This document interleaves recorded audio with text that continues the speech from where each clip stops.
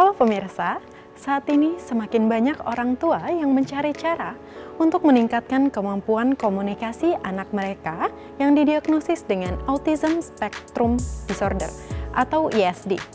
Banyak anak autisme mengalami kesulitan dalam berbicara atau menggunakan bahasa untuk berkomunikasi.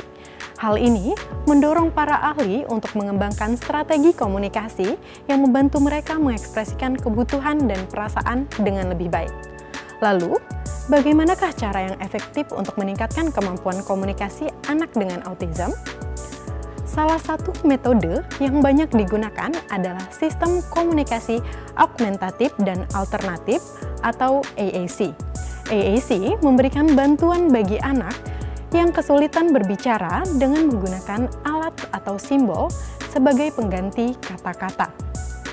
Salah satu teknik yang populer dalam AAC adalah PECS atau Picture Exchange Communication System. Melalui PECS, anak-anak menggunakan kartu bergambar untuk mengekspresikan keinginan mereka, seperti menunjukkan gambar makanan jika mereka lapar. Selain itu, terapi wicara juga merupakan intervensi yang penting.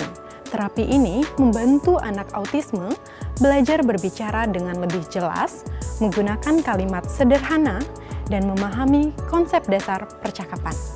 Untuk anak yang nonverbal, bahasa isyarat seringkali diajarkan sebagai bentuk komunikasi alternatif.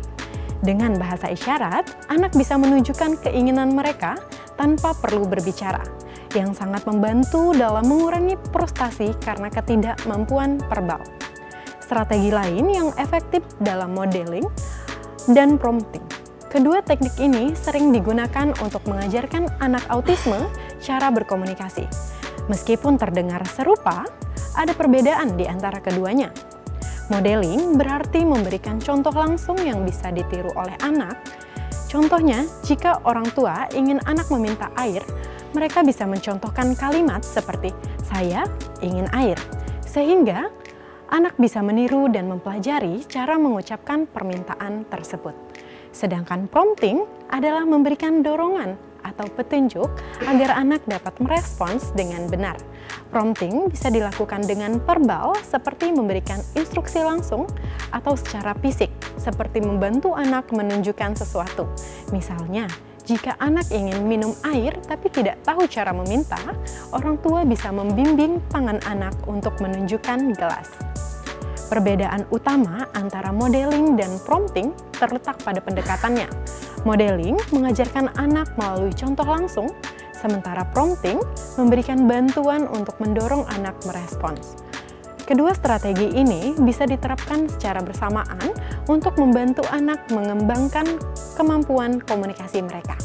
Selain teknik-teknik ini, menciptakan lingkungan yang mendukung komunikasi juga sangatlah penting. Orang tua disarankan untuk menggunakan bahasa yang sederhana dan memberikan waktu bagi anak untuk merespon, serta menyediakan alat bantu visual yang membantu anak berkomunikasi lebih baik lagi. Dengan strategi komunikasi yang tepat, anak-anak dengan autisme dapat lebih mudah mengekspresikan diri. Ini bukan hanya membantu mereka berkomunikasi, tapi juga meningkatkan kualitas interaksi sosial sehari-hari. Bagi Anda yang ingin mengetahui lebih lanjut tentang strategi komunikasi untuk anak dengan autisme, Anda dapat menghubungi layanan konseling terdekat atau layanan kesehatan profesional. Saya Widri Soleha, berbeda itu kuat.